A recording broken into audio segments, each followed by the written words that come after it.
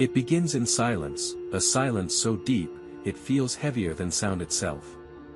You float through a tunnel, not the warm, golden passage you've heard about in near-death stories, but one cloaked in cold shadows.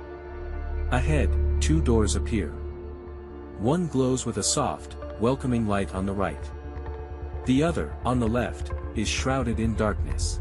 Its edges sharp. Its presence, heavy. You feel a pull, not from love or peace, but from something you can't quite name. And in that moment, you realize, a choice must be made.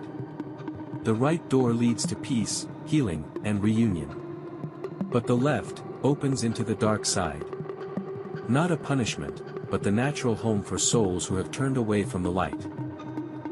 The left door is not lined with flames or chains, it is emptiness. A void. Here, faceless beings draped in long, shadowed robes drift silently. They do not torment, they watch. They are the silent wardens of this path. Time here stretches, folds, and traps, an endless waiting, without knowing what for. Spirits who enter through the left door often return to earth quickly. Not to grow, but to repeat. They are born again into the same shadows, living out patterns of harm, greed, or emptiness they carried before. A soul that lived in cruelty may step through the left door, only to awaken in a life that mirrors that same darkness. But here's a truth few dare to speak. Even those who choose the left door are not abandoned forever. The Creator's love does not expire. Angels and guides move silently through the dark side, seeking the lost and weary. Sometimes, it takes lifetimes before a soul is ready to turn toward the light, but when that moment comes, the way out appears. If you've ever met someone who feels unreachable, as if no kindness or patience can touch their heart, you may have met a soul aligned with the left door. They resist empathy, feed on the pain of others, and refuse the divine connection. And yet, their story isn't over. The left door reminds us, every choice in life shapes the afterlife. Turn toward greed and cruelty, and the pull to the left grows stronger. Turn toward compassion and love, and the right door waits with open arms. The afterlife is not about punishment, it's about resonance. Where you go is where you already are, deep inside. Some souls aligned with the left door don't just influence their own lives, they ripple into the lives of others.